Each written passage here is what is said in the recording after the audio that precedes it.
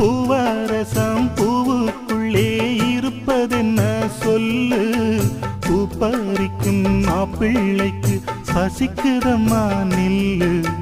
பூவெடுத்து தேனெடுத்து எதுக்கு இங்கே வரணும் பரிதவிச்சு பசிச்சு நின்னா பந்தியும் போட்டு தரணும் ஆடி ஆடி பாடி வந்து அலையுதொரு குருவி